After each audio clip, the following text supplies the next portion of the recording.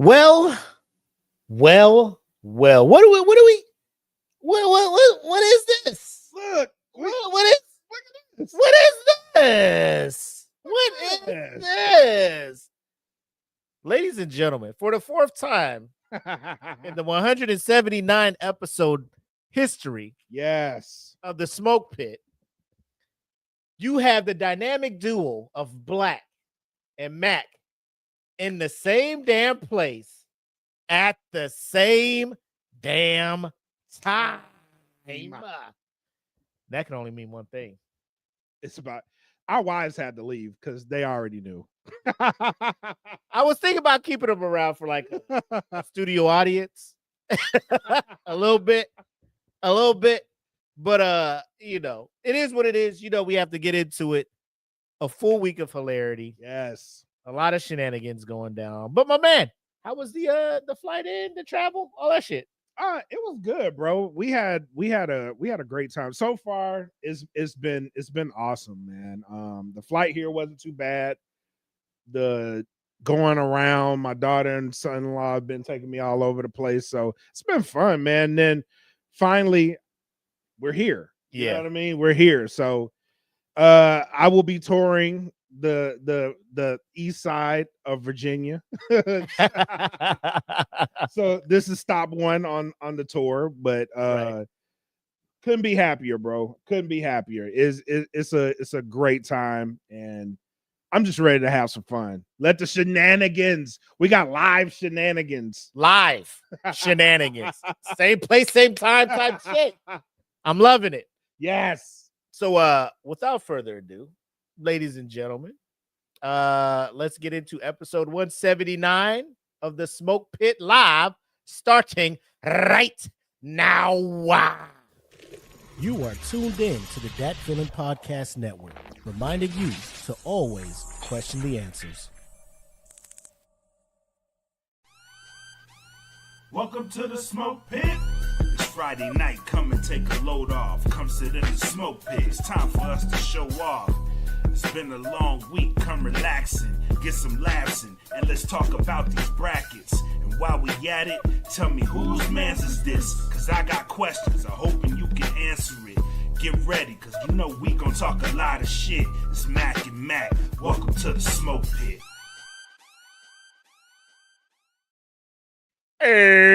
Y'all know what it is. Friday night, mood is right. Dynamic duo of Black and Mac on your screens, live at the same damn time. Number one streaming show, late night or like evening, Fridays, Facebook, YouTube, Twitch. You name it. Find us. Google us. We here. Yes. We here. Now, we already asked my man, Trip, all of that stuff. He's in VA visiting his lovely daughter, son-in-law, all of that stuff. Yep. So we have a lot to get into. We do. Really do. But you know how we do. Again, Black, times is tough out here. Yes. If you tune into the news, social media, anything, like what the fuck's going on out here. You know what it is. You know what it is. You know what it is. So, like we do every week, we turn to you, the stage of DFPN, the DFPN sage, and we ask you, yes, please provide us with words of wisdom to help us get through the next week. So, sir, what do you have for us? Well, it's easy. And this one is inspired by my travel because, since I've been moving around, I haven't really been paying attention too much, but I've been really happy. You know what I'm saying? Mm-hmm. Get out the house. Go get out the house. Go touch grass. Go travel. Go make yourself happy. All we need is to get around and, interact with each other. I've been seeing all types of different people, all types of different races, and it's just been a good time. So go out, interact, go have a good time, go touch some grass, and let happiness hit your life. And then maybe everything won't be so bad. Maybe that's what we need. We just need to go out and touch some grass and be happy. So that's my message for this week. Go out, Go interact with people that you normally don't interact with and have a good time. You never know. It's gonna be a good time. And with that, ladies and gentlemen, I salute. And yes, Marissa, we plan on coming to see you. She already hit you up. Oh, you down the street today? Say nothing. you- All right. yeah, All right. Mhm. So first of all, shout out to your daughter and her husband for picking out this 1800 tequila Yeah. pineapple margarita. This shit dangerous. Shit, it tastes too good. Had me looking at you. How long you been drinking? How long have you been drinking? 'Cause Y'all picked this out too fast. Yeah. Y'all just here. Here we go. This might be good. I don't know. Try it and let me know. Yeah, Let me know. I mean, it might. How long have you been doing this? This is experience. This is a big ass bottle. Like, how fast do you go through this shit?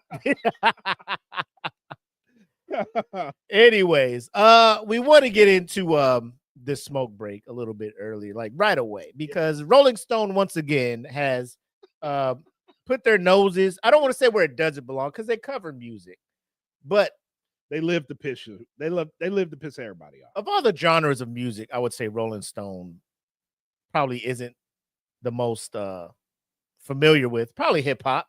Yeah. Oh, they're called Rolling Stones, bro. Like, it's not called Tribe Called Quest, you know. So, you know, as they do, they're just like, we're going to put out a ranking of the best hip hop songs, right? That's what the list was. The best hip hop songs ever of all time. Prepare yourselves. People. Of all time. Listen, I'm telling you now. Not of the 2000s, not of all time. Lovely's like they don't even they don't talk rock any better. All right. So this week's episode or segment of the smoke break, we're gonna see how on the nose Rolling Stones you be the judge. Is or is not. You be the judge of this.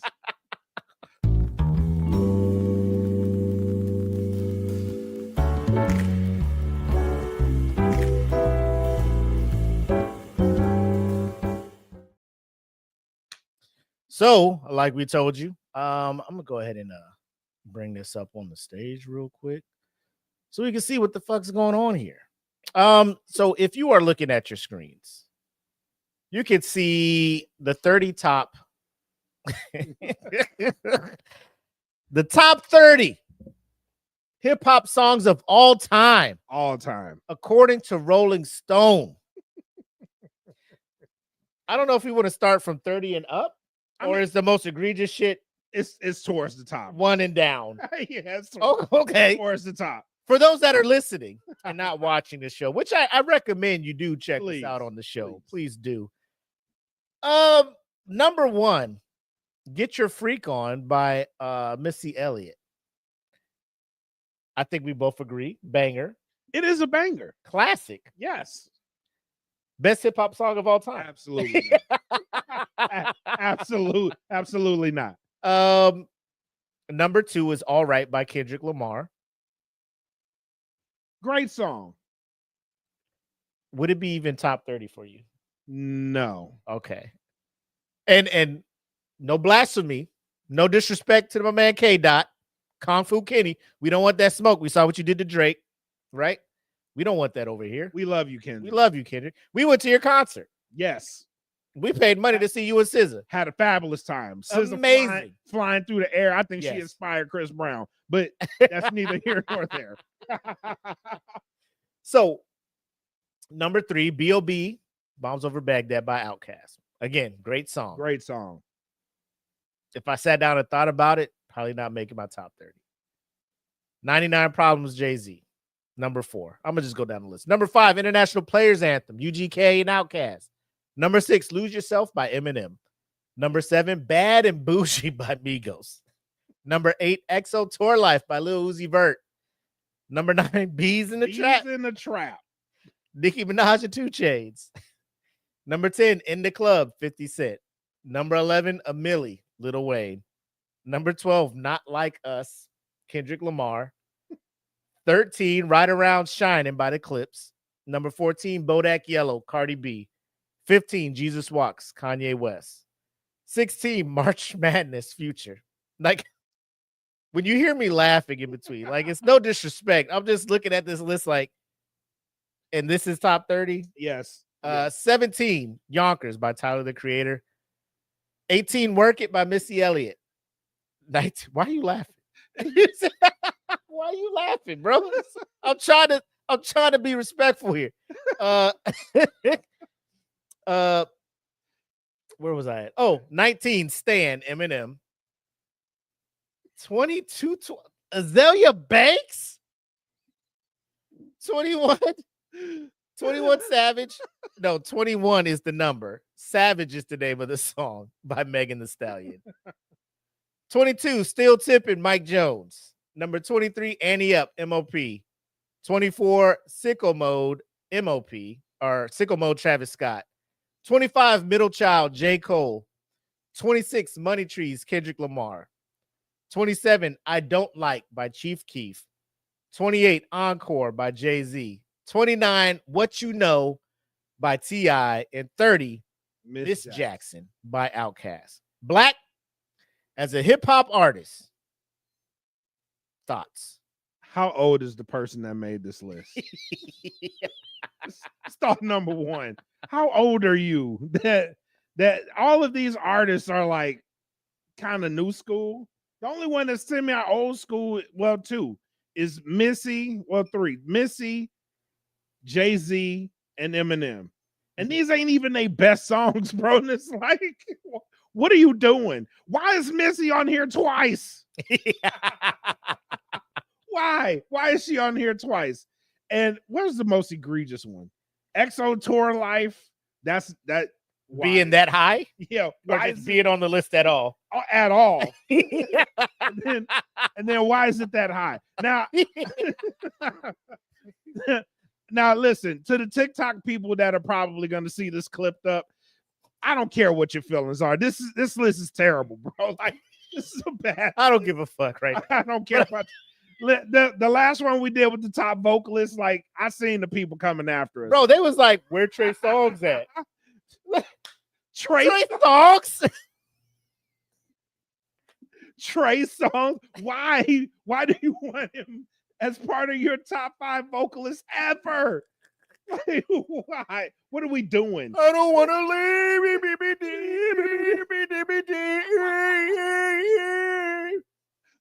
Top 5? Top 5. Ever. Like, there's people on this list that don't need to be on here, bro. And I like when Mac first showed me this, I thought we was talking about club bangers. Like, and club bangers, you'd be like, I guess, because I don't be in clubs anymore. Yeah, this ain't a bad list if we talk about club bangers. Just to get the party going. I see there's some bangers on here, but like all of them, even that's shaky. But best hip hop songs ever, bro. This list is egregious. You know the biggest crime, the most egregious error I'm seeing on this list. There's not one Nas song on here. None. Not one Nas song. Not one Nas song. You need a LL in there on this list. You need a Rakim in there. Like, come on, bro. What are we doing? Not one Biggie song. The only semi. Not one Tupac song. Exactly. The only semi 90s artist that you have on there is J and M. Missy too, but that's it. Everybody else is kind of new school. And what are we doing? Come on, y'all. Come on, Rolling Stones. You know better than this. Scarface ain't on there. Man, Today Was a Good Day. That ain't on there. No Cube. And I mean, y'all know how we feel about Snoop here at the Smoke Pit, but still, anything from the Doggy Style album. Ain't no Master P, no Limit, no Cash, but no Bling Bling. Like, you only have one Lil Wayne song on here, and you can argue that ain't his best song.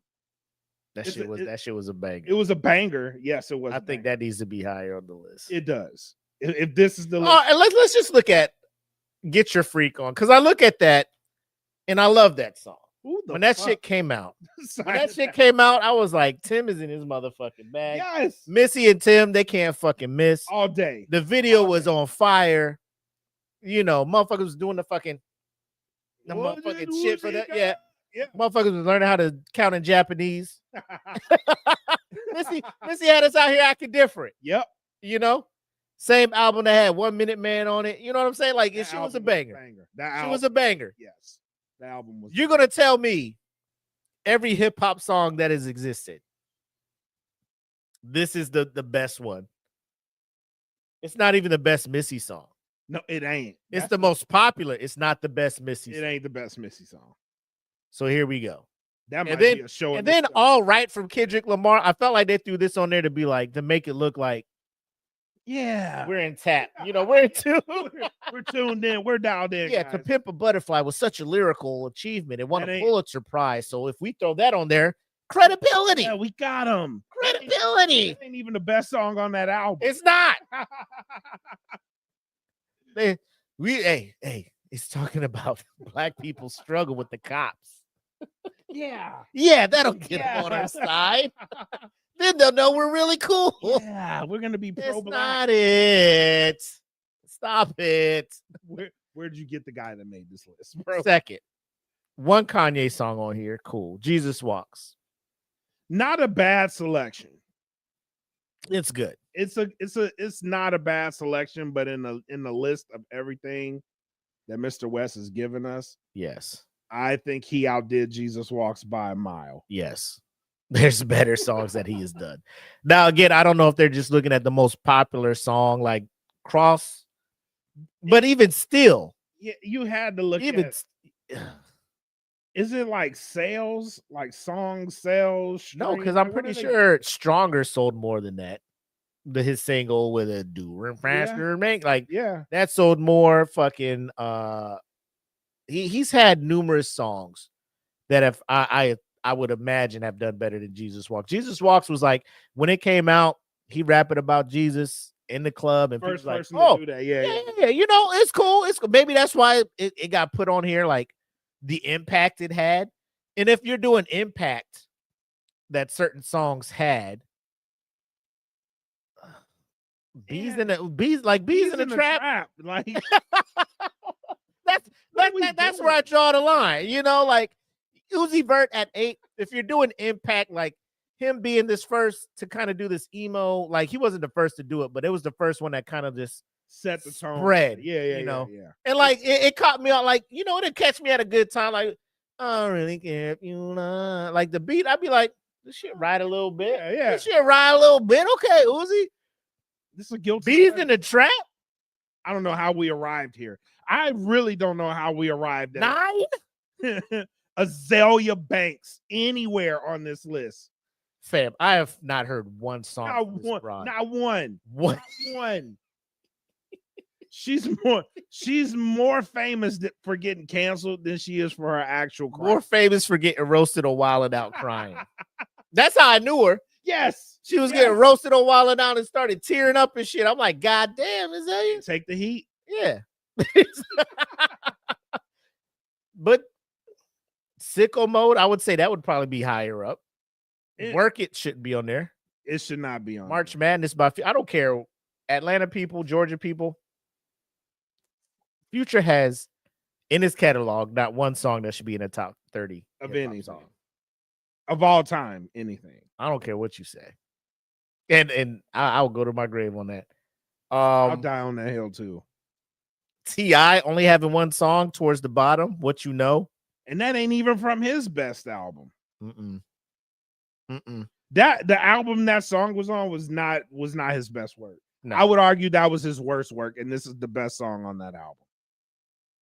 I'm sitting there looking at the rest of this shit. Miss Jackson at number 30 is kind of egregious too. If we're talking about the best. So they got 2 Outkast songs from the same album, separated Yeah. by 27 spots. Yeah, that's wild. You ain't got nothing from Equimini on Nothing here. from ATLians. Nothing from Equimini, huh? Fucking Southern Playlist at Cadillac Music ain't on here. Nope. No players. You ain't even got the fucking what's the shit? Oh yeah. Body Yachty Dopalicious. Yeah. Come on. That song had no actual lyrics on it. It was just spoken word. Cold. One of the coldest songs Now, ever. who else want to fuck with Hollywood Cole? Wham. Everybody I know that day was cold. They was walking around talking about shit. Who else want to fuck with Hollywood Cole? That's what I'm saying. I don't know. Again, Rolling Stone, I appreciate your journalistic history, Y'all gotta be all that other shit. But when it comes to fucking hip hop, like what is oh shit, we had 16 comments flowing in here. We was all in there looking at the full screen. He was like, that's not even my top 5 Outkast songs. 25 to 35. Nas Cube, KRS-One. Now I gotta don't look up Trey. Don't do it, bro. If you try to set the mood for a couple, you know what I'm saying? Trey got a couple songs that'll get the mood right. He do. He a nasty motherfucker. No, Bone Thugs is kind of wild too. Oh, yeah, come on. Yeah, that's kind of come on. No Crossroads. No Wu-Tang in there. No Wu-Tang. No Cream. Oh my gosh. Ice-T for fuck's sake. NWA. Like if we talk about important, like pivotal moments in hip hop. This ain't got no Drake on it either, which is wild to me. He said, "Is that the who you talk about, Chris? Is that you talking about Azalea? Oh, that's Iggy Azalea. That's funny. That's funny as shit. Nah. Yeah. The Love Below speaker box. Woo. Hey, on the slick. Yeah. Bro, we went off road on a whole episode. Like, hey, that album. Talk about Method Man. Hey, what up, Kevin? Wu-Tang for real. Yeah. I'm just saying, man, there's a lot of fucking shit out here that I'm just like, what the fuck is what are we doing? What are we doing? What is we doing out here? Side note, before we continue, there's new shit that I want. Like, I know I have this shit up. Hold on. Technology is a thing here. when you're like, the setup is different. Yep. But there's one thing I saw that like legit pissed me off. Like, here it is. Can I bring this up? Is it gonna come up? All right, let me pause it. And then I'll share this. This thing here is an attempt of a man trying to break a record, right? Oh Lord. He's trying to don't do that. He's trying to break a record, right? And it's a lot of nuances and things he needs to do to break it, right? So let me see if I can add it to. Oh, I got to remove this from the stage first. Yeah, get out of here, Rolling Stones. Like you royally set the tone horribly. I want you to watch this video. Oh no. And we'll discuss what your reaction would be if you did this shit and they did not give you the record. Your comment being first is awesome.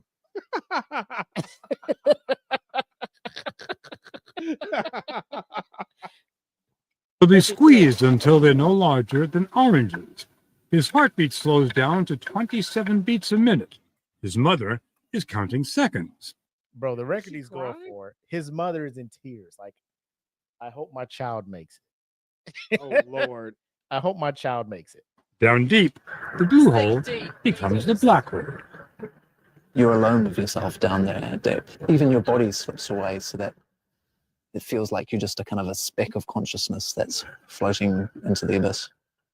You're weightless. There's no light, no sound. And so it's almost as if you're floating in a completely empty tank. I don't want that feeling. The pressure is causing his brain to absorb more nitrogen. He's feeling lightheaded, kind of drunk. It happens to all divers deep down.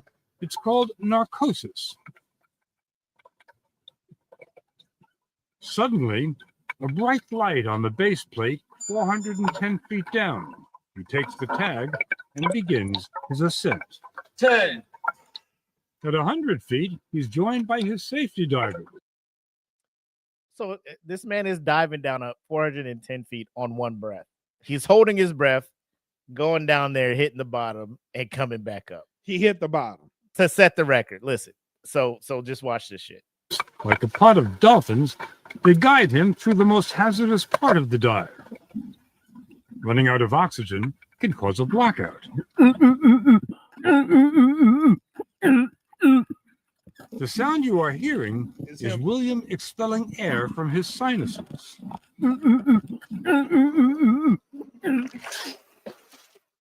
He's made it. So he comes up. People are like, fucking right. The record has been broken. But wait. Listen to this shit. But for his record of 410 feet to be ratified by the judges, he needs to perform 3 simple tasks when he gets to the surface. Take his goggles off, give the OK sign with his fingers, and say, "I'm OK," in that precise order. Sounds simple, but William's brain isn't working. He does these things in the wrong order. The judges disqualify him. Oh, nah. Nah. Oh, he's going to explain why. Took off the nose clip, made the sign and said, "I'm okay," without removing his goggles. That's right. Boy, oh boy, he had just been down 1/4 of a kilometer. Correct. And he did the goggles in the wrong order.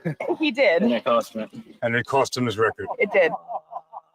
It sounds like a technicality, but he has to prove that his mind is as tough as his body. You got there. you got deeper than anyone has ever gotten before. Yeah. And then you took your mask off and said "okay" in the wrong order, and it was all for nothing. Yeah. I'm throwing all this shit away. He said, "I'm throwing it all away." All the shit. I'm gonna break all of it. I'm break. Yo. Yeah, nah, bro. Nah. Nah. Son. Bro.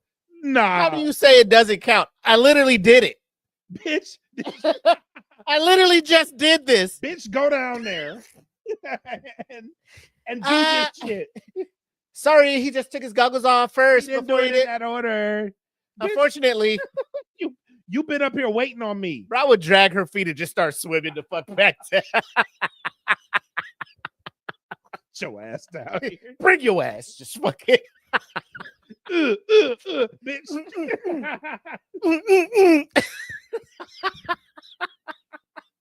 yeah.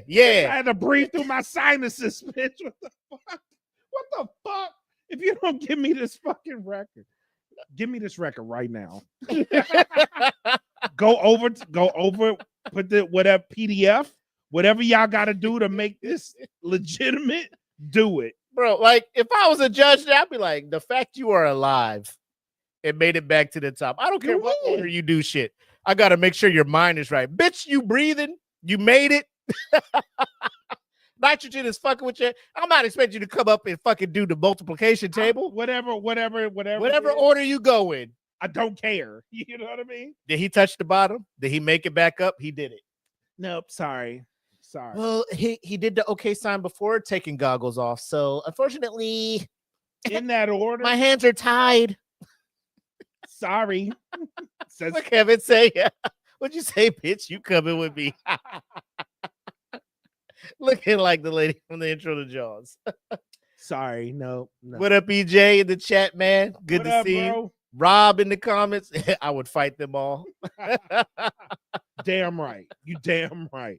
Bro, they all shit. Bro, I almost died. I'm coming. Made it back to the top. And because I did this before taking my goggles off, this shit don't count. And second, Bro, I had to go down there without the air compressing my lungs, bro. he was way too cool with that shit. Nah, for real. Clint Eastwood was just like, damn, 1/4 of a kilometer. Bro, I had to swing on And you don't get the record. I'd have to swing on him too. What the fuck you mean, bro? Like, you trying to be funny? I know how far I went, nigga.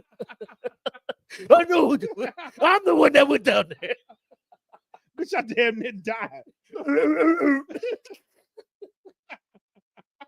The way, like, when you find ways to release oxygen, Bro, not through your mouth, through you his know he sinus. had to Google. He had to Google that shit.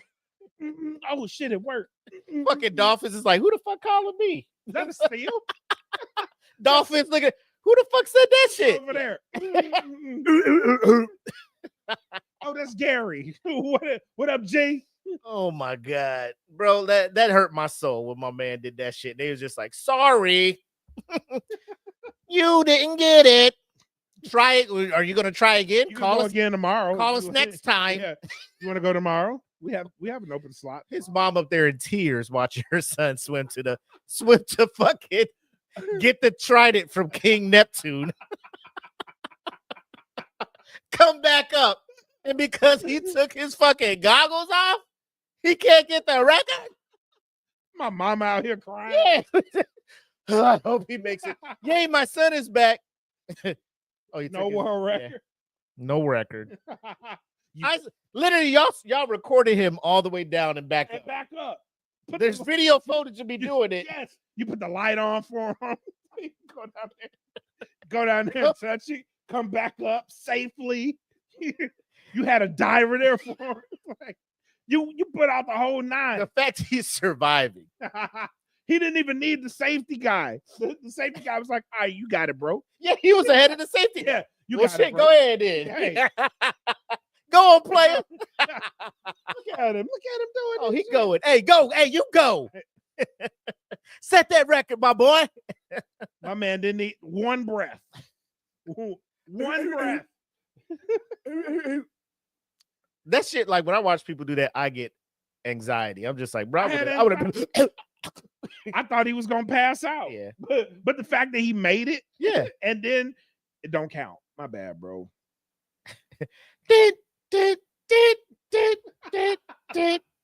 What's that shit from Kill Bill?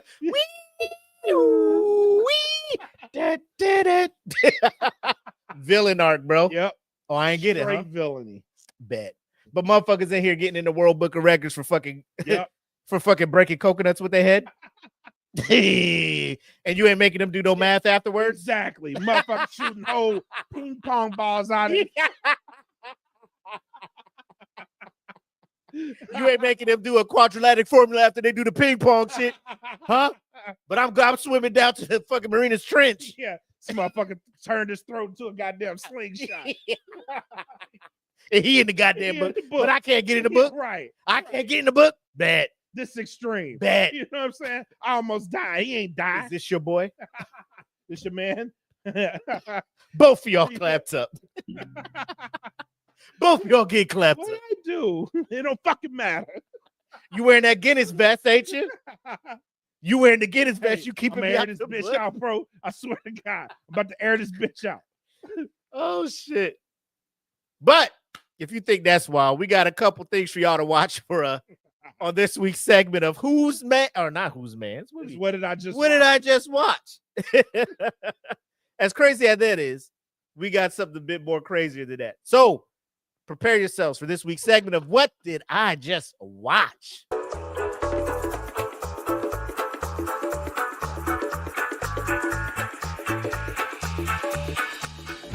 Tell me I did not just see that. You know, I just realized I'm looking at myself on this thing. Like, where the fuck is my hat and my glasses? I'm out here just booty face. Fucking just head just bald as fuck for everybody to see. It's cool. You know, This is what I look like behind us. You know, it's fucking whatever at this point. in all fairness, like our wives were like coordinating to go somewhere. Yeah. So it was like they gone. Let's go. 100%. I'm like, They out. All right. my shit right there. They out. Let's go. Let's ride. Yeah, about to see me transform mid-show.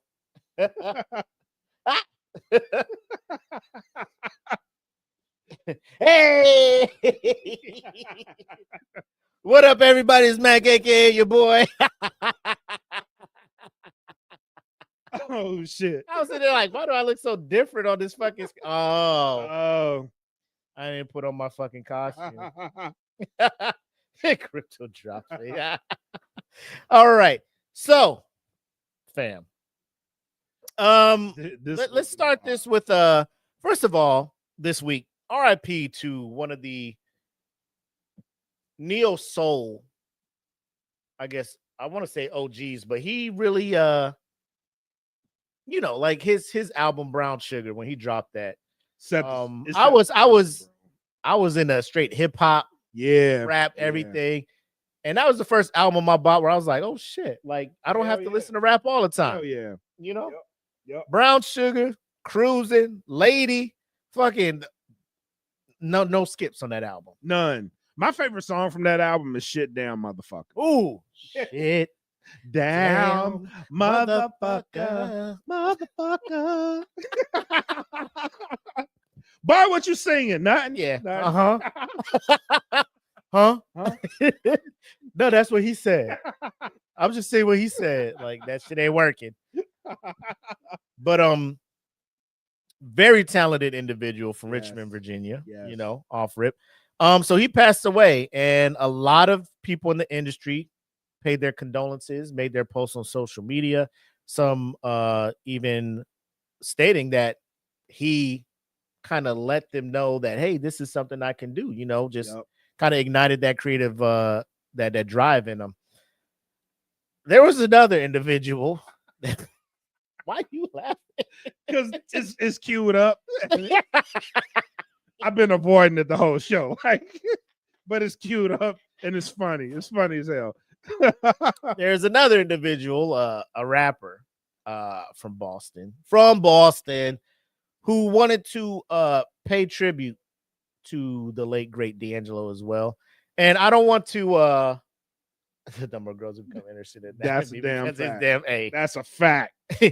Boom. And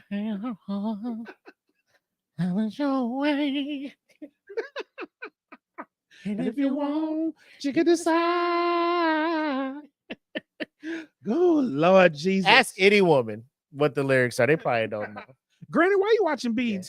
Right I was just like, we gonna play this whole video because it feels weird. Like, I get it, 106, but still. Yeah. Number one for this 10th week in a row. Yeah. I'm like, this nigga. He got somebody down there? Yeah. Me looking at the screen, trying to look down, like, he got somebody down there? Somebody down there giving him business. He looked super relieved when this song was done. No, it's not Mark Wahlberg, unfortunately. It's none other than Bazzino, the father of Coi Leray.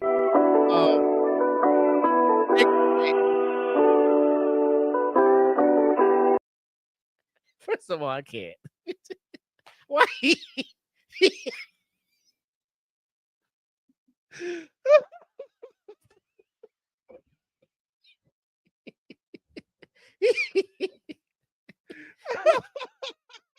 Bro. Let him cook. We laughing at him too early, man. Go ahead, Benzino. Pay tribute. Show us what you got, man. That man is 95 years old. CJ, chill out. He's like, no way. Hey, let him pay tribute, man. Everybody mourns different at WWE. Let my man, let him pay tribute.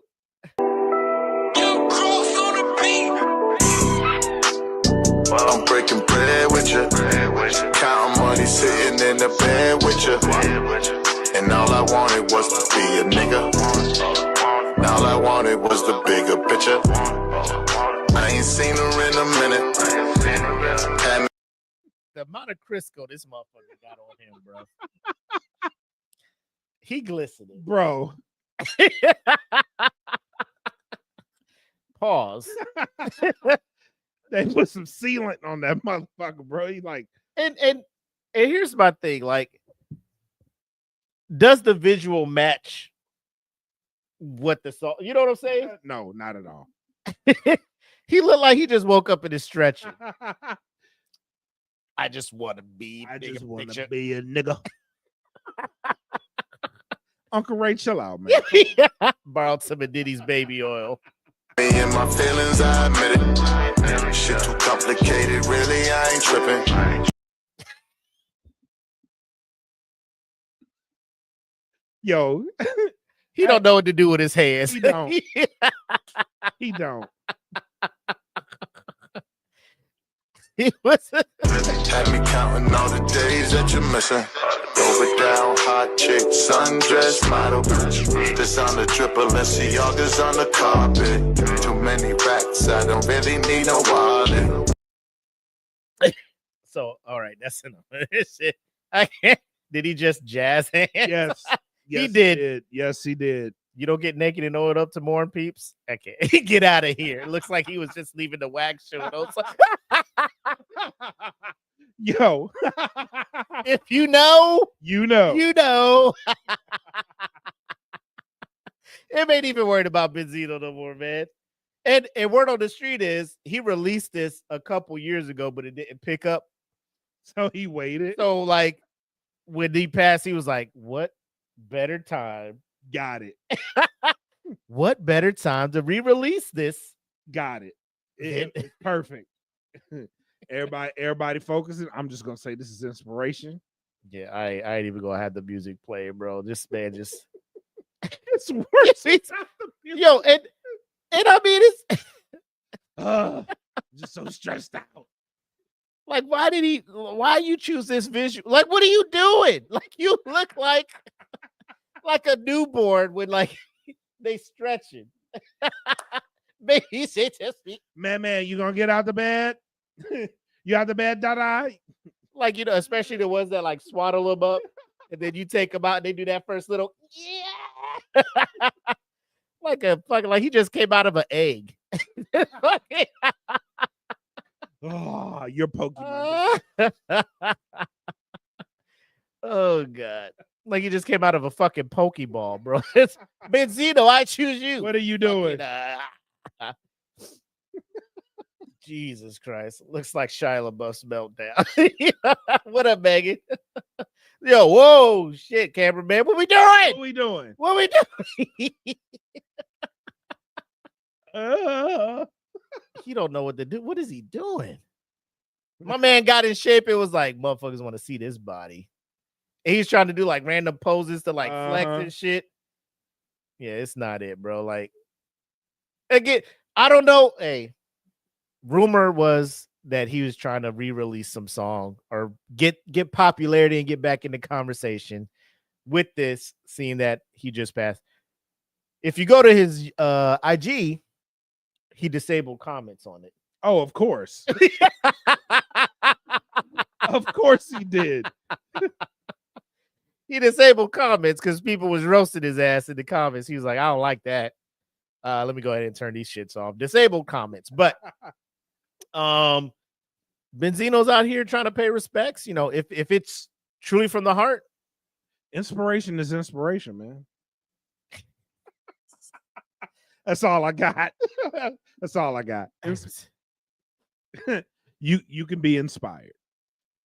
My whole thing is like, if this was a song of you trying to like, you know, a love song or something, like, granted, we muted it for a majority of this stuff, so I don't know if the lyrics changed and he started talking about it. You know, this is pure onk talk. Is he too old to be doing this? Yes. Yes, he is. I mean, Charlie Wilson older than him, but he be singing Charlie sings though. Charlie don't be doing this shit. You can be perspired. Oh my god! It just, I saw this and I was just like, the fucking audacity. At 60 years old, yes, smack. He's too old. Yes, it's yes. Just get drunk and cry like the rest of us. Absolutely. My man is doing these fucking morning stretches. Like, what the fuck is like? God damn! Look at this shit.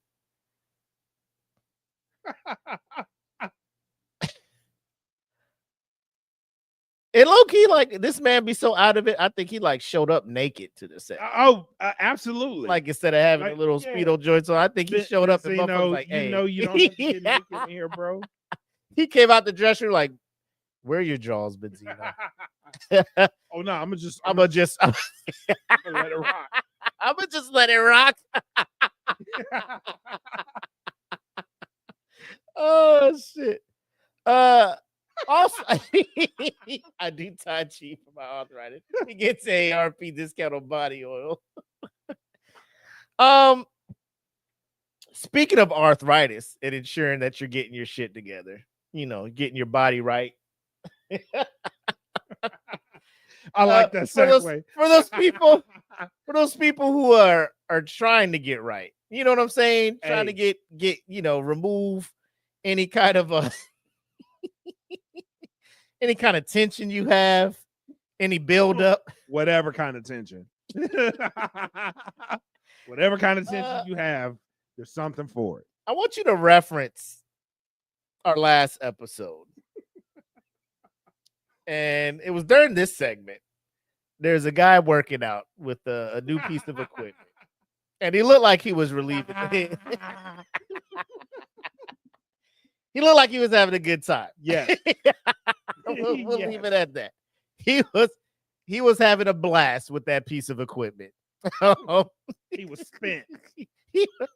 He was spent. That's a good way to put it.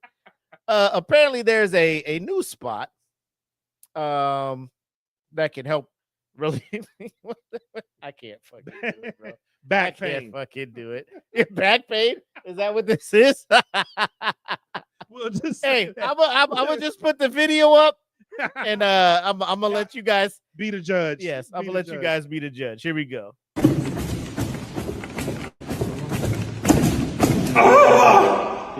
One, two.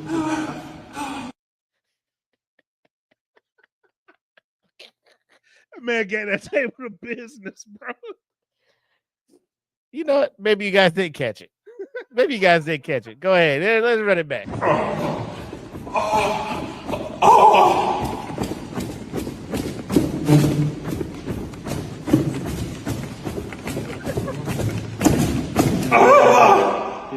One, two.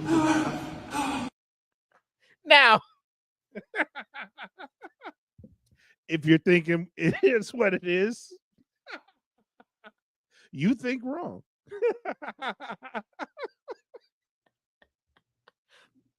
so first of all, I want to let y'all know, man, because of this show, my IG algorithm is wild. It's wild. Because of looking for content for this show, my IG algorithm is wild, right? So this is the type of shit where I be scrolling, seeing what my people is up to and shit, and then motherfucking shit like this pop up. We thought you'd like this one. Algorithm's like, hey man, you see this shit yet? It's been dry. Here you go. Friday's Just coming up. time for Friday. Friday's coming up. I noticed you didn't save any posts yet. Check this shit out. Yo,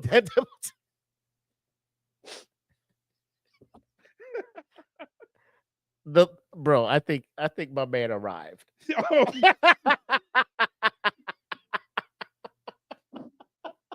Without a doubt, bro. Without a doubt. Multiples. And I don't know if he was supposed to, because he has a dude right here trying to be. He was trying to calm him down. And he was pushing. Slow down, bro. Slow down. Then he heard the bones. He was trying to hold him like, hey. I'm sorry, baby. I told you don't come on the table. I'm sorry. I'm trying to hold it in. Are you done? Are you? What are you doing? Slow down. Are you having an orgasm? He's trying to do it silent.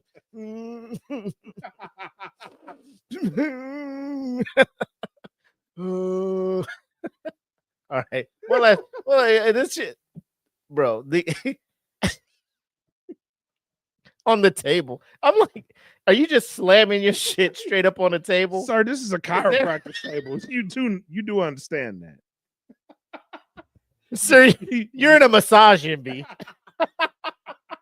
Please get your clothes. Ain't no happy endings here. He's at it again.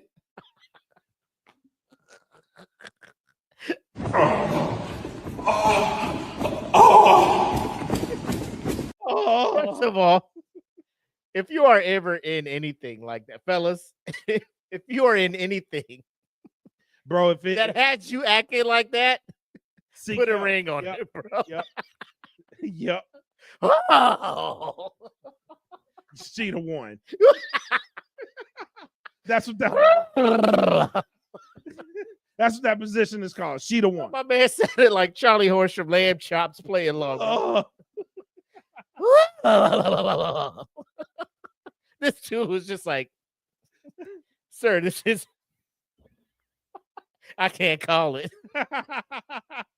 Look at his face. That dude is like. I mean, he the one dribbling this shit like a goddamn basketball and shit. What you dribbling his ass for on this goddamn table, man? You slamming it down and shit. Just me. It's just me.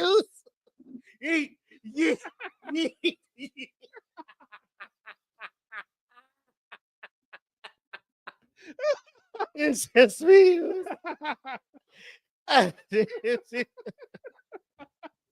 Sir, you came in here for a torn rotator cuff. What the fuck are we doing here?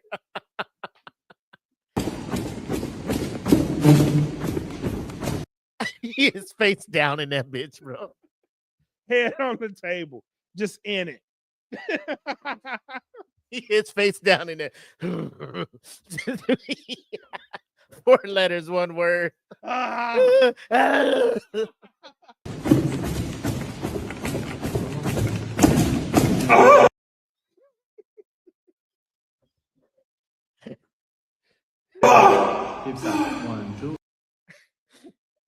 Good? You good? You good? You got it out your system? Good. Now let's come over here and do some hamstring stretches. I love you. Now that you got that out your system, we can go to the actual therapy. I love you. I love you so much. Justin Tucker, Deshaun Watson.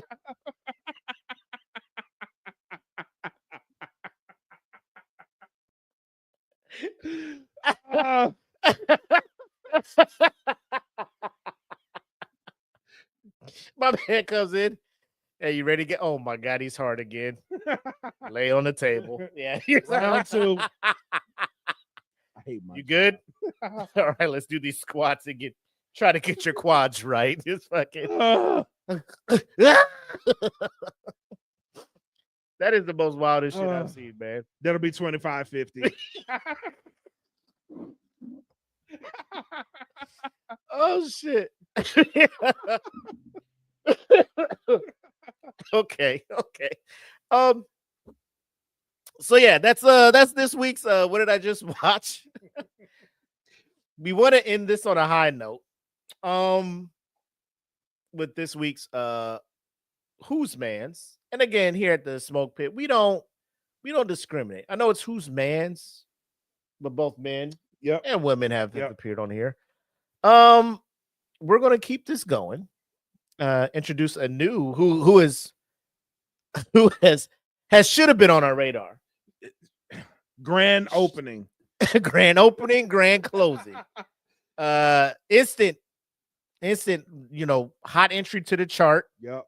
Based on how shot she's up been. charts. Yeah. Almost following the playbook of one Jada Pinkett. Do we want to put her in that category? I would argue she's giving Jada a run for her money. I would argue that. Oh shit. Y'all heard it from Black. Yep. Hey, she's giving Jada a run for her money. I mean, Jada set a high bar, but she's rapping. She right there. All right. So sit back and we'll tell you who we're talking about in this week's Whose Man's Is This? Hey, yo, who man's is this? Oh, man's is this? Who man's is this? I need to know.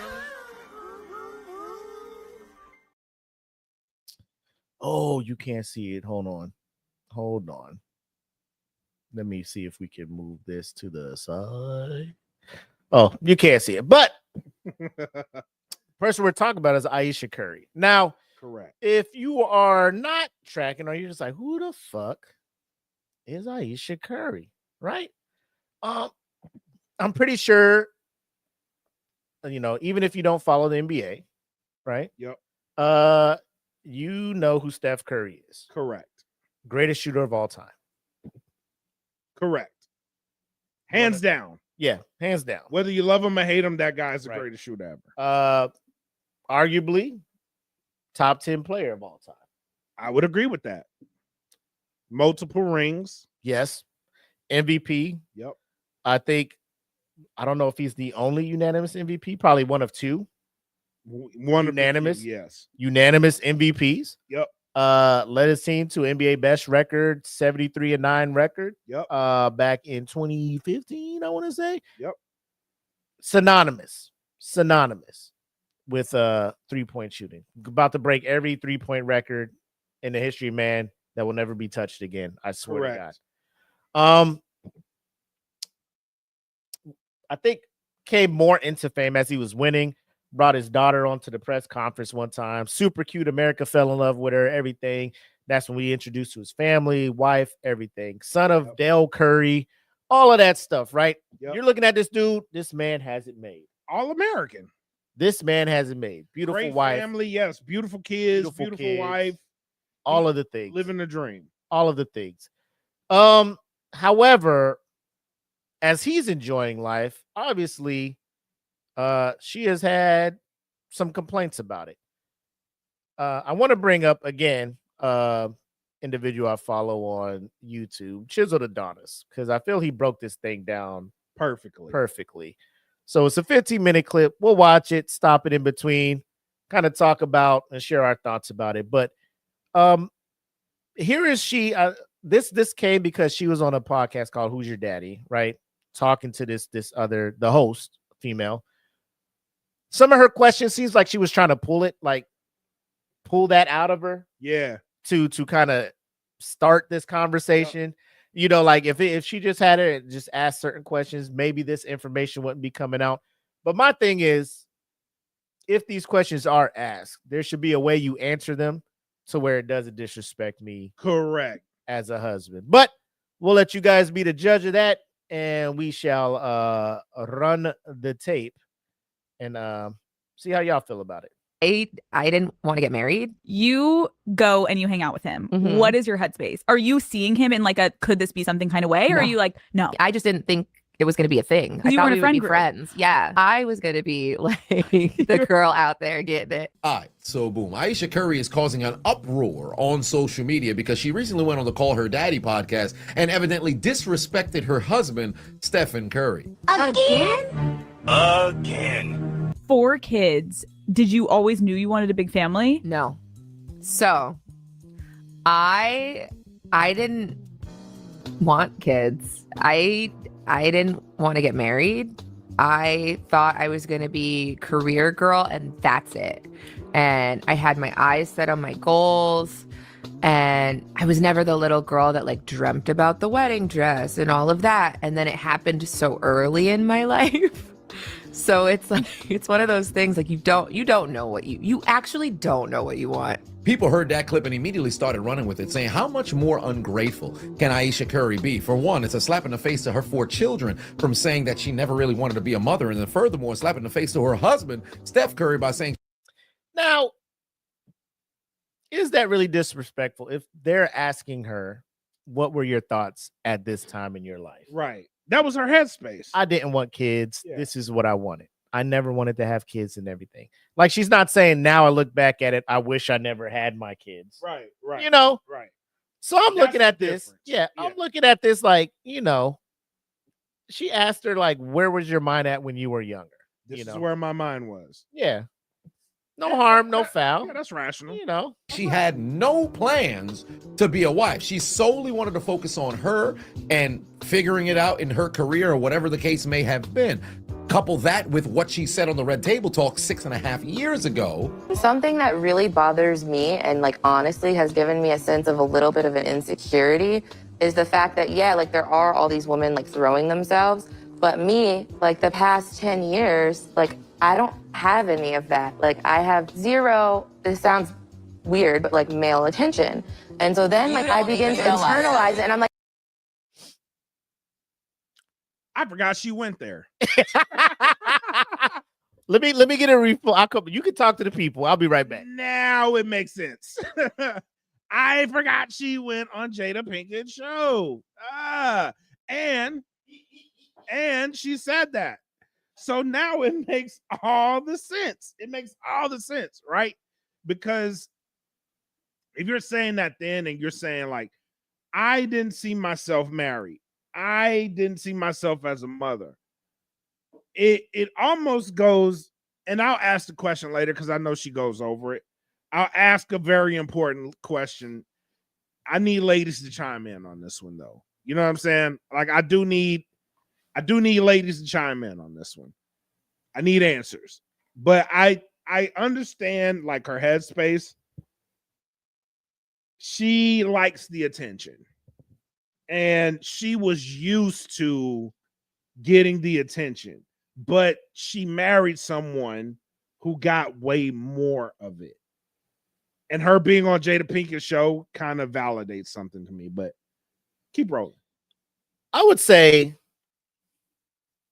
and Chris is in, I kind of see where she's coming from, but I haven't heard the whole spiel. Right. My thing at this point is you're assuming, you know, like you're looking at it, he's famous. He's getting all this attention from women. He's famous. Is he acting on that attention? No.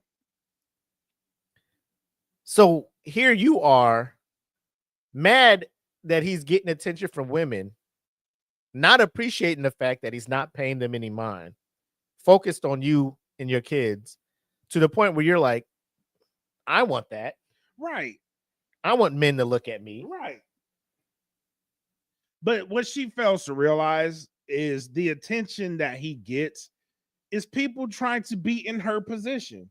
You have to appreciate the position that you're in because he's faithful to you. He's taking care of you. Yes, he's famous. Yes, he makes a lot of money, millions and millions of dollars, and he has a happy family. Right. They want to take that away from you.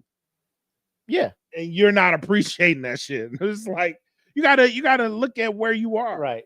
The fact that he's not entertaining. Right. Exactly. You should be like, he's not a dirtbag. He's not out here smashing everything on the road. Right. He's coming home to me. Yes. And being faithful to me. Yes. I know because he FaceTimes me every night. Yes. But watch this shit. Is something wrong with me? You're not looking. What? You're not Like, because I dealt with that for years too. Like, and I was young. This is pre-entanglement. What's understood doesn't need to be explained. Just know that this is pre-entanglement. Like you. Yeah, like, oh my God. I mean, because I don't want it, but it'd be nice to know that like someone's looking. But when your radar's turned off, right, that you're can get real beautiful. Don't dangerous. ever think for 1 minute that it ain't no some men out there looking at you like I wish. Honestly. And I'm gonna tell you who knows that more than anybody. Your husband. And then you would know. You would know. And let me give you an example from Jada's perspective, right? Because Jada is the prime example of this. Mm-hmm. You could have this model husband that makes millions and millions of dollars, faithful to you, and then you go step out with a bum that's probably crazy. You know what I mean? Valid. It ain't your husband. But it's just someone that's giving you attention. The attention that you thought you wanted. Right. Yeah. And then now you about to fuck some shit up. But listen, I would just say, like you said, pre-entanglement. Yep. Nobody knew how deep the roots went with Jada. Yep. Hindsight, probably the worst person to be taking fucking marriage advice from. Don't. Knowing what you know now, Aisha, would you go back and talk to Jada about some marriage advice? Probably not. And No. if you did, you're the problem. when she went on The Real 8 years ago. Marcel.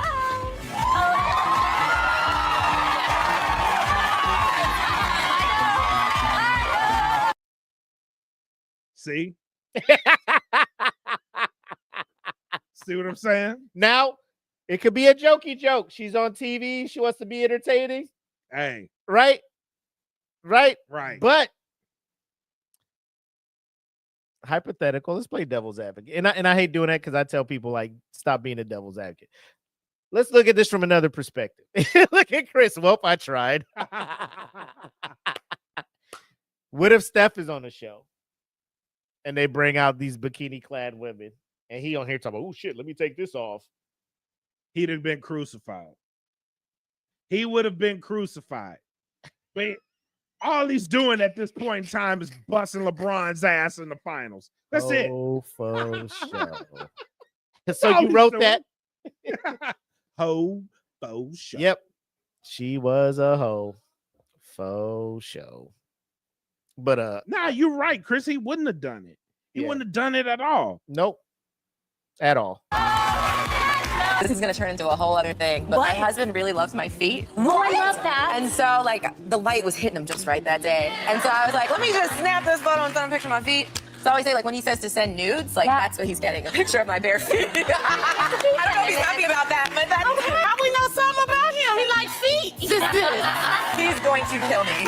Well, girl. So, like, men who have wives, they know us inside and out. They know what we like. Yes. They know what we don't like. Yes. They keep that shit on the low. Because not everybody need to know what the fuck going on in the bed. The whole country don't need to know I got a foot fetish. You know what I'm saying? But guess what we know now? So when he tells me send nudes, this is what he means, my feet. So now all the women that you know or you assume be Hitting throwing his themselves. DMs. Yeah. Pictures of the feet. With the lights hitting them right. You enabled this. This is just a situation in which the internet doesn't forget, and furthermore, the internet will not forgive, because you got to take into context what it was that she was doing. For one, when she went into The Real, here comes this shirtless man for whatever segment they have going on. She, unprovoked, willingly made reaching grabs at her wedding ring. Now, albeit you can sit there and say, well, it's a funny jab. She's just making jokes, whatever the case is. And at the time in 2017, that was what the case was. It wasn't until she went on the Red Table Talk in 2019 and talked about how she was, I don't want to say yearning for male attention, but the lack of attention that she was getting solely because she's Steph Curry's wife. You can tell she was insecure about it, because if you guys remember, during that playoff run, there was that photo of the lady in the crowd. Oh, yeah. This one right here. Mm-hmm. Everybody. Mm-hmm. I remember that clip going around. Mm-hmm. She was not. She was let's just say she was parched. She was what was Haley Steinfeld name in Sinners? I forget. Mary. And Yep. he was what, Stack? Yep. That's how she was looking at him, like he was Stack. And she just came back from being bit. And she was like, let's get this shit in. You want some of this spit? You know what I'm saying? Mouth. Yeah. Wow. Open your mouth. But yeah, that clip was going around, and albeit people went and found her Instagram and looked at her pictures, was like, yo, she bad. What did Steph do? Focus on the game. He ain't worried about none of this shit. He ain't worried about nothing. I'm locked in. He ain't worried about nothing. It's the final. I'm locked in. I'm trying to get this ring. That's what I'm saying. All he's doing at that moment is busting LeBron's ass in the finals. 100%. And here you go. And you letting the internet get you insecure because these clips going around like, oh, she throwing herself at Steph. She might have been. I don't know who else was on the court. Maybe she, I ain't gonna say like, but hey, motherfucking light skin and shit. I'm just saying. Doing some shit nobody else can do. He got the whole city of Oakland eating out the palm of his hand. He it. Won MVP. He it. And he's yours, Aisha. He yours. Yours alone.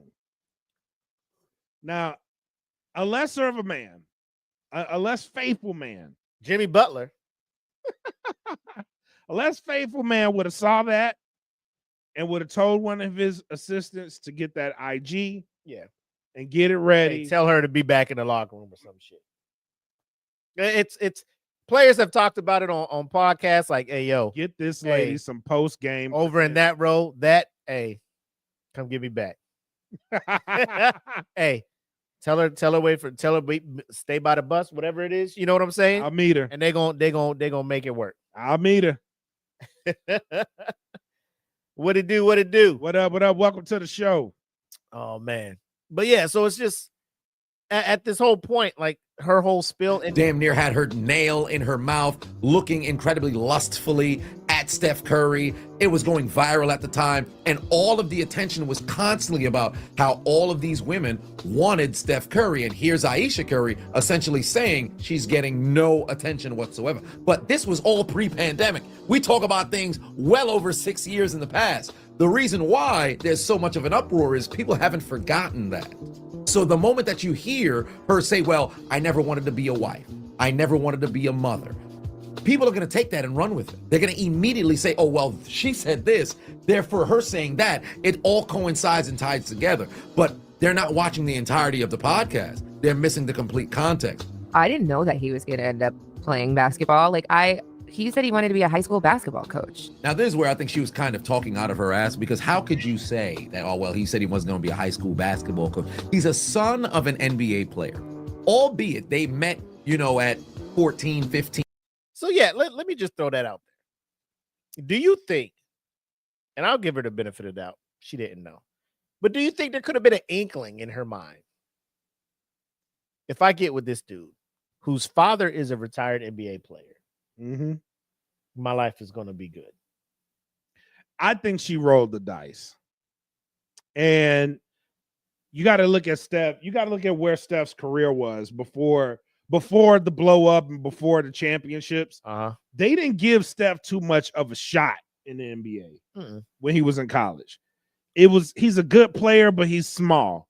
You know what I mean? And the fact that he did make the NBA, it was probably in her mind, and I'm pretty sure she had people that in her ear too, was like, this guy, he probably ain't gonna last long. He probably gonna fizzle out, and it'll be a quick run for him. And that's kind of the norm for NBA players, right? Very few people have that longevity and have a long career and even more so successful. So him being him and his work ethic and getting him where, I'm pretty sure in the beginning she was like, it's gonna be a quick run, and then it'll be over. I'll leave him. You know what I mean? That didn't happen.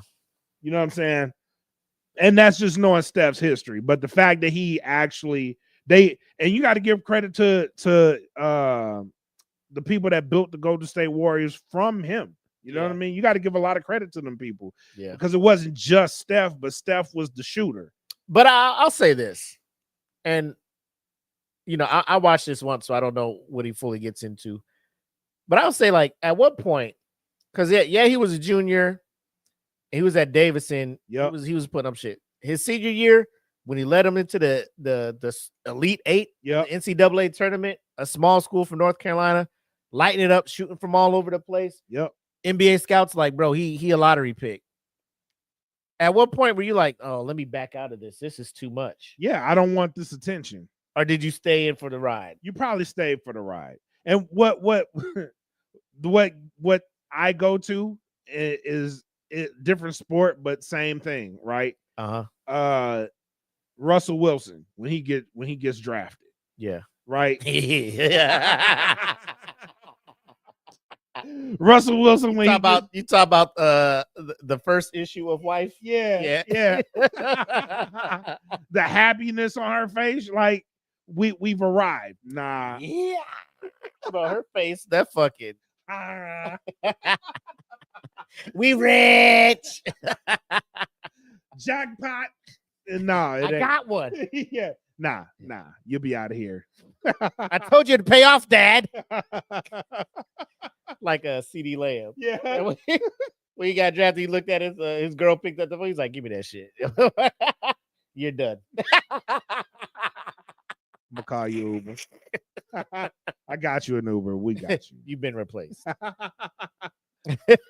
But I think she thought it was one of those scenarios to where we ain't gonna be together long, and I'll be back doing my thing. And I'm pretty sure just by what she's saying in a lot of these interviews, Yeah, I felt like she was confident in the fact that she could pull anybody she wanted. I mean, she's a beautiful woman. She is Beautiful woman. Some years old, 13, 14, whatever the case may be. They met at their early teens of their years, right? And then they ended up becoming a relationship on their late teens. But Stephen Curry, during his high school years, albeit they were away from each other, he's all state. He's a 3-star recruit getting ready to go to college. By the time that he got into college and he's playing at Davidson, blowing up in the NCAA tournament, March Madness, getting ready to go into the NBA, all these different things is happening in real time. So you're already seeing this is what's transpiring, right? So it's kind of foolish. Well, I didn't know he was going to end up being at the NBA. Now, albeit she probably didn't know that he would ascend to the heights that he made it to. Hell. Yep, that part. Yeah. That part.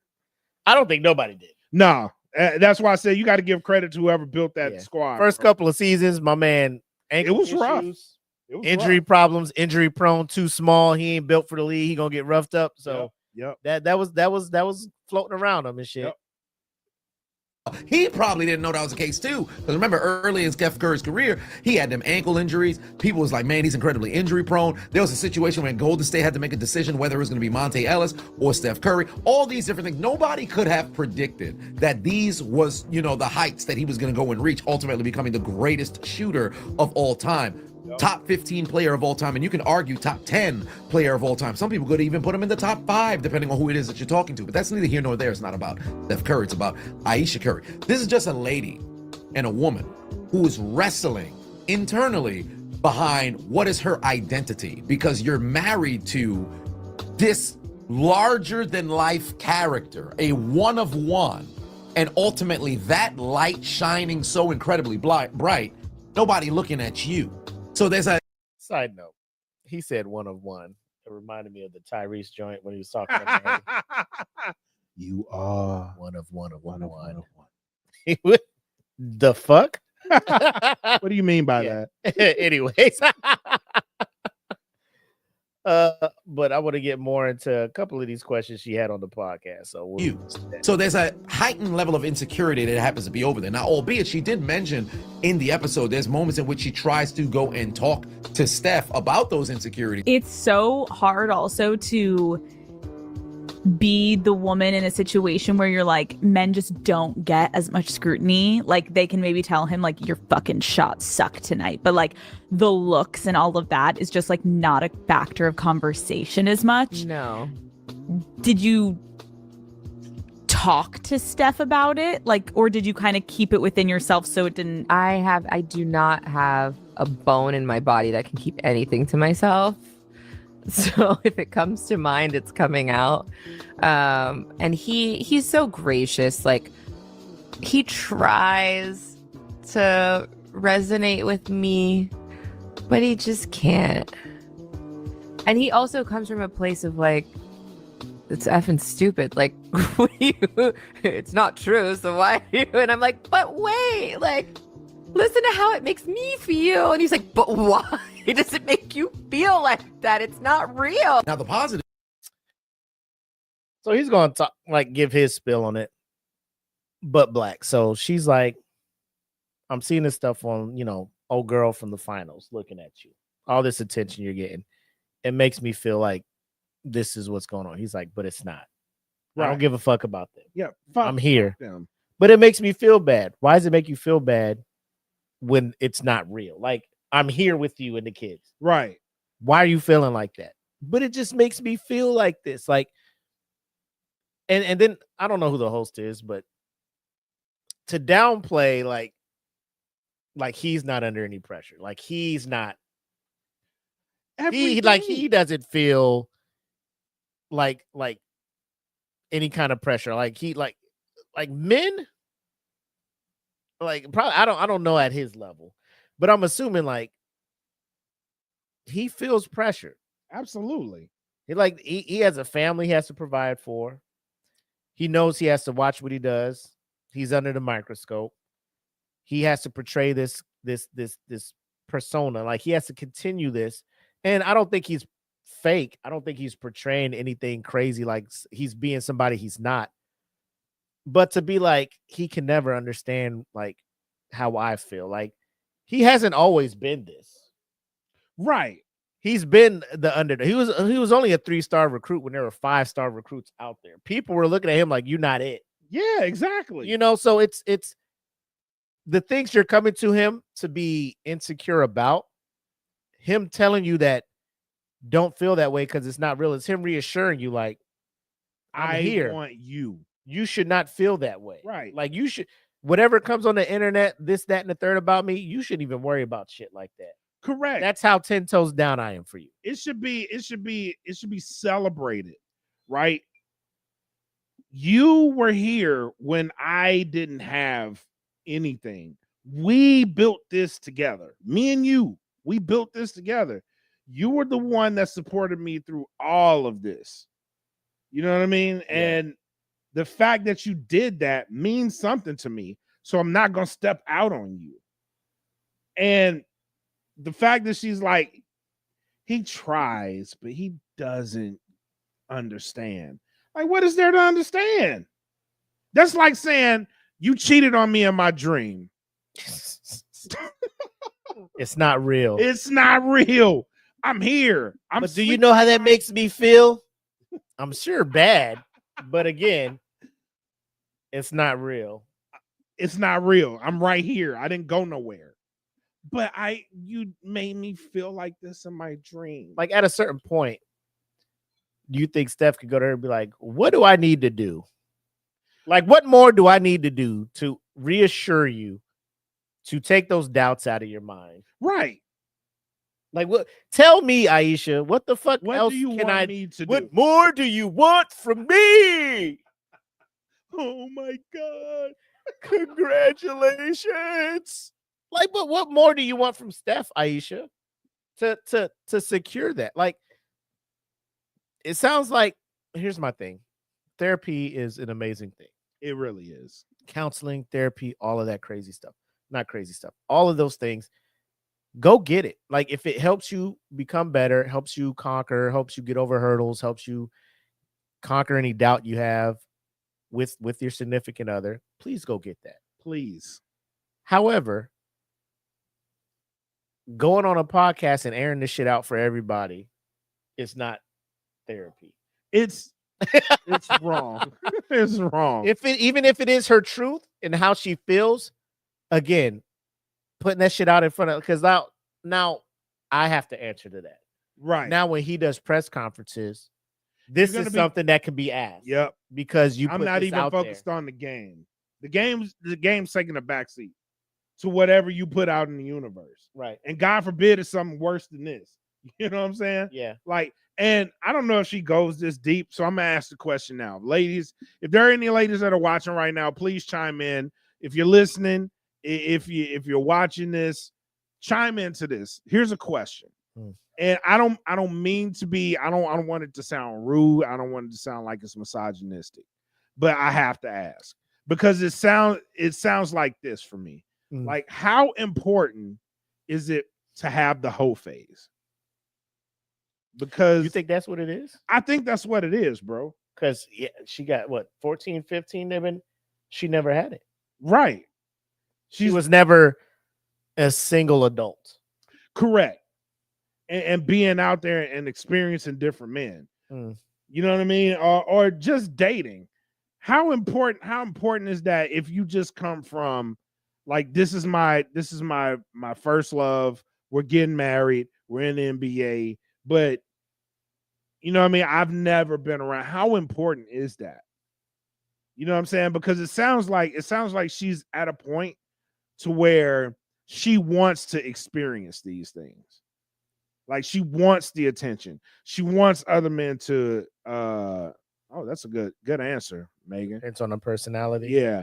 But it sounds like she wants to experience different men's attention and different personalities being brought to her other than her husband.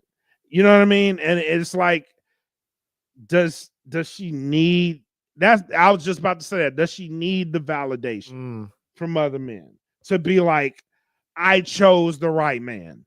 Because it sounds like she does have those doubts. Like, this isn't what I wanted, but I stuck with it. And it's kind of like she wants the pat on the back for sticking with it, even though that's not really what she wanted. And for me, it don't work like that. You know what I'm saying? I don't know. It's almost like you just have to have that realization, like, Aisha, are you happy? Right. And if you're not, if Steph's not making you happy, if your current situation is not making you happy, it's okay to leave. It is, but you have to make those. I don't know if she's staying for the optics. Right. Or if she's staying for the comfort. Because at that point, so imagine this, right? Uh-huh. She's saying all these things. What if Steph Curry was like, all right, go do what you need to do? Would she do it? Like, go do what you need to do. Let's separate. And then if you figure out you want to come back to me, like, that's cool. But go do what you need to do because it's obvious you're not happy. What if he does that? What would her response be? What would that look like for her? I don't know. Because it's almost they're almost synonymous together. Right. So Chris asked how old the kid. So his oldest is 13. The second oldest is 10, and the third is 7, and they have a baby who's 14 months old. Wow. So 13, 10, 7, and 14 months. And that's a good answer by Megan, too. At the end of the day, she's getting invited to speak on these different podcasts. Maybe that's the point. And I mean, yeah, like she's sharing that thought, and maybe it resonates with younger women. Maybe. So they can understand, like, hey, I'm in this position too, or I can relate to that. Maybe it's okay for me to not, hitch my wagon to this dude or this person yet and go live my life. And right. And if it's meant to be, we'll get back together. But go sow your royal oats. An opportunity. How did being in the spotlight impact your relationship in the early days? Because you guys didn't know how to handle it. It's a double-edged sword because parts of it have afforded me doors to be open. I obviously have to walk through them and then put in the work to stay in the room. But that, I think, would be the elephant in the room, is like, I'm grateful for that side of things. But on the flip side, I in the beginning hated it so much. I did not sign up for that. All that being said, I really implore everybody, just go and listen to the episode. Now, albeit it's not as if it's some amazing conversation. I agree, because people do get attached and just focus strictly on clips, right? Yeah. There's always context that could have been like a question that was asked 2-3 minutes ago prior to that when you get that information to this would be a lot. It'd be a key, yeah. Here she is saying she's grateful for the opportunities that being married to him, being associated with Steph has provided. She's put out numerous cookbooks, has cookware out, things like that. She's made a brand for herself, which was easier done with Steph. Not saying she couldn't have done it on her own, but I feel like, again, her not validation. She feels probably looking at herself, and everybody's their own biggest critic. People are looking at me like the brand I made, these cookbooks I published, all these things, that I couldn't have done this if it wasn't for Steph. Right. Yeah, that's a good point too. That's a very good point, because it's like, I'm working hard too. Right. And she said, like, the door's open, I walk in, but then I got to put it work stay in the room. I have to continue to do things so that these people aren't just like, I have to constantly prove that I'm not just Steph Curry. Yes. Yeah. So maybe that's her, the thing that tires her out, is continually having to just be Steph's wife. Like, I'm more than just Stephen Curry's wife. That's a good point. That's a good. At the end of the day. Yeah. So, I mean, here we are. Listening to this. Do we remove her from Whose Man's? I'm borderline yes, but I'm saying no. Because at the end of the day, like you go on these platforms and this is what you're saying. Now, if you go on this platform and you'll be like, I love him, I really do love him, but I don't want to be known as just Steph Curry's wife, right? I think if she comes out and says that, that's not an issue. The issue is when you say, like, in my headspace, I didn't really want to be married, but you're saying this after years and years and years of y'all being together, right? And like 4 kids. Yeah, Recently 4 had a kids, right? Yeah. You know what I'm saying? And like you're saying all these things, and it's coming off like I love him, but also I need to do better for myself. Mm-hmm. You know what I mean? Like, I love him, but I want something for me. Mm-hmm. And I get it. You do want to be in your own brand. You want to build your own brand. I get that. But when you're married to that type of celebrity, it needs to be a unified front. You need to be presenting a unified front. You know what I'm saying? And regardless of how you feel, because I'm pretty sure it is rough. And that last point you brought up is a great point. Mm-hmm. Like, I don't want to be just known as Steph Curry's wife. That's a very good point. But you need to understand too, like, when you're at that level of celebrity, being a unified front is also very, very important. Yeah. Because Steph didn't do anything. And now he's going to be presented with the conversations of, why is your wife like this? You know what I'm saying? Yeah. And Chris is in the comments saying, I don't think she belongs in Whose Man's. And it's a borderline thing. My reason for kind of pulling this up is you can have these insecurities. It's totally natural. Right. It's human. Right. Nobody's saying you just got to be perfect, but it's the method as which you're trying to unpack this stuff in these Right. public domains. And you're and no offense to the host of that podcast, she was asking questions that led you to answer in the way where it's just like, why are you putting this out for public consumption? Right. Like, if you had these feelings and you're like, yeah, talk to, like, are you going to counseling? Are you trying to work through these things privately? Because Steph has to get in front of microphones and talk and all of these things. You know, he has a bad game. Now people can That's be like, gonna be the reason. now he had a people can bad be game. like, yeah, are things okay? Everything like X, Y, and Z. Like, you first take all these motherfuckers just start just trying to They put gonna 2 and 2 bomb rush. together. Yep. And it's because you put this out here, you know? Yep. So it's you're allowed to feel that way, Aisha. Like, validation. Hey, I'm pulling weight too. Like, I'm a juggernaut here too. We're a power couple. It's just not me, you know, having your kids and just piggybacking off of your success, Steph. Like, I'm out here making moves too, which you are, Aisha. However, every time you're on a TV show, like, you're just saying some things about Steph that should not be said. You're following the Jada playbook. And we want to stop you before you get full-blown Jada. Yes. You're heading Right. that way. we see the track you're on, and we're just like, Aisha, don't do it. Pump the brakes. Aisha, don't do it. You know? Steph didn't do nothing to deserve that. Pump the brakes. And Megan, I agree. Like, when people get like this, maybe I hope she has a PR team.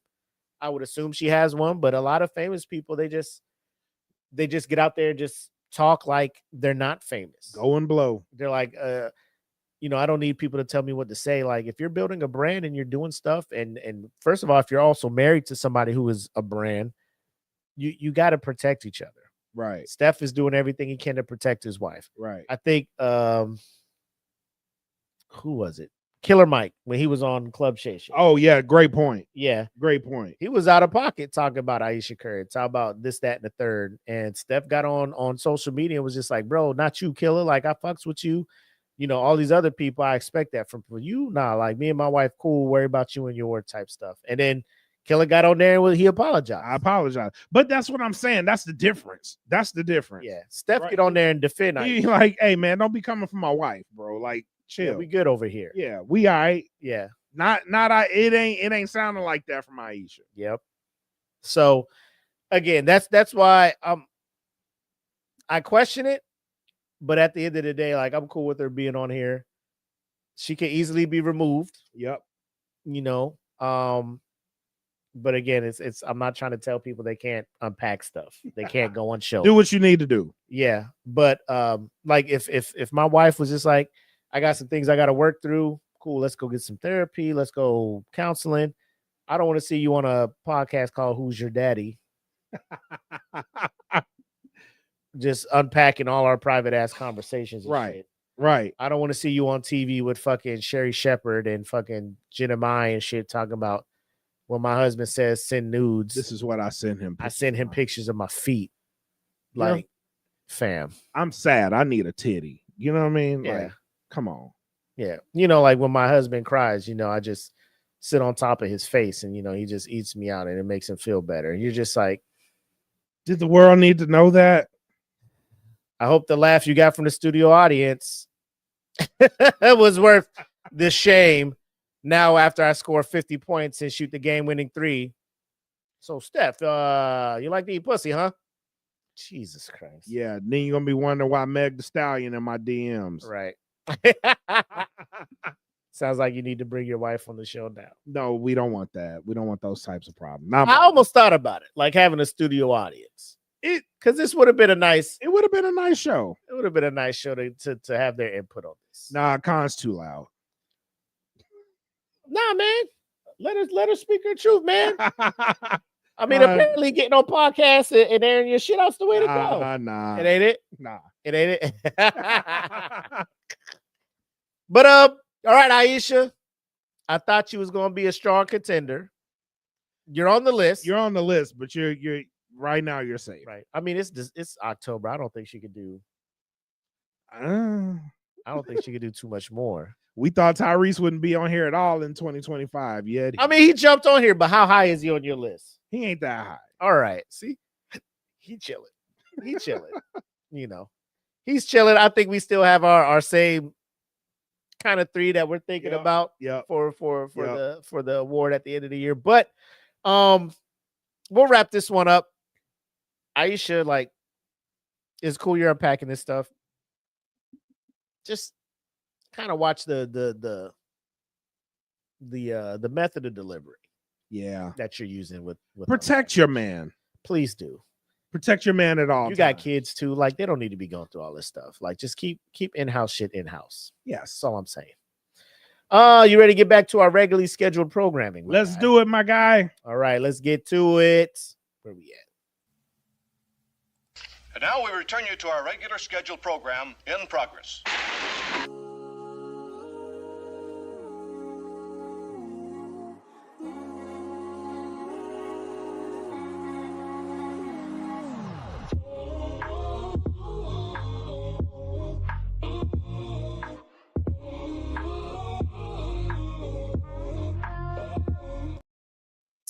My wife just sent a message talking about they got a table for 6 at the restaurant. That means so we come gotta now. hurry up.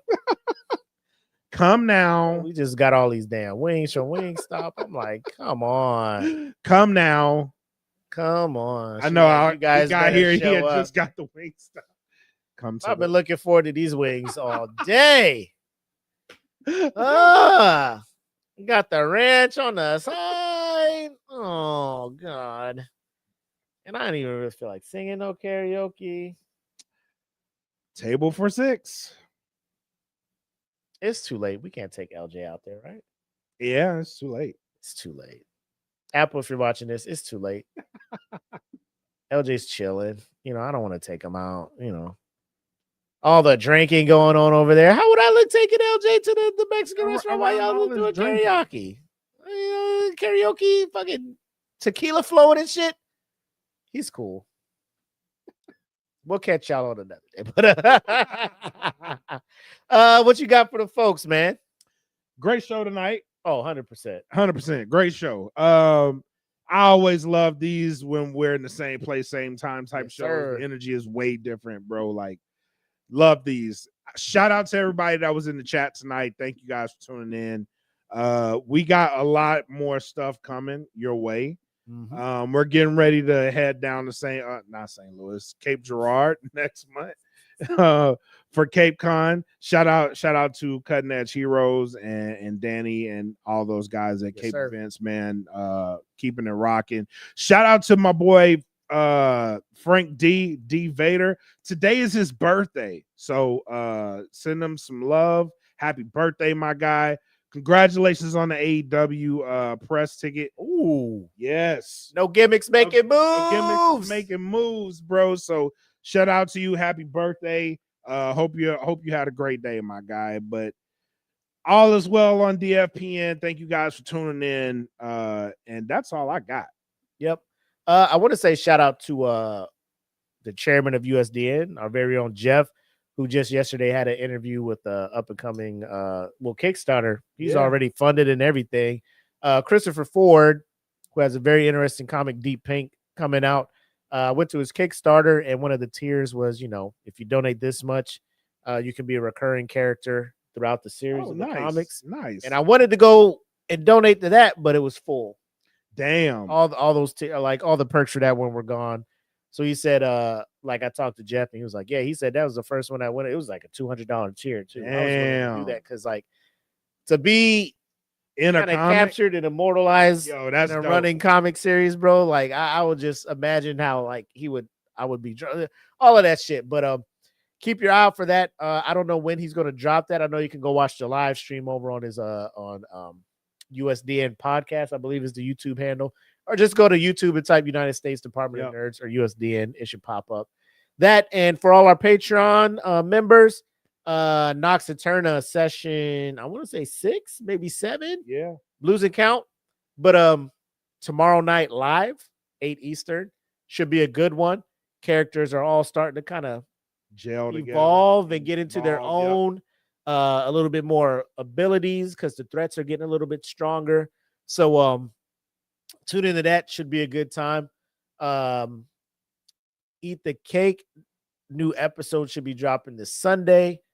We did meet last week, talked about the summer anime that wrapped up, and we're about to get into the next episode, the 29th, I believe. Nice. Talking some horror anime because there's a lot of that stuff, and it is the Nice. spooky season, so good stuff. Plus Chainsaw Man movies coming out the 24th next Friday. So if you could catch that, all of that good stuff. So a lot of stuff coming from DFPN, man. Hell yeah, a lot bro. of stuff. I like it. We're busy and we're after it. But if you can, I know it's a big ask. I know it's out there. Cape Girardeau, get out there. We gonna be there. Live show, SmokePIt. Yes. A couple other shows going live out there. I think CJ Loves Horror is going on out there. USDN. Jeff said he'll be out there. So yeah, just come out, say what's up to the people. We'll be out and about talking to some of the vendors and stuff. So should be a good time. Like Yes. Chris said in the comments. The network is together. That'll be dope. Oh yeah. That'll be really dope. Oh yeah. And house, like a lot of stuff will be Patreon exclusive on that one. Yep. So make sure to tap in. Outside of that, what you got, man? That's it, man. Thank you guys for tuning in again. Yep. So we'll go ahead and wrap this up, ladies and gentlemen. This has been episode 179 of the Smoke Pit, live with Black and Mac in the same damn place and the same damn time. As always, I am the homie Mac, aka your boy. And I am Brad like a king, made us Kelvin Kaylee. Thank you guys for tuning in. Until next time, you know what it is. Have love, make sex. Peace. Peace. I know those eyes.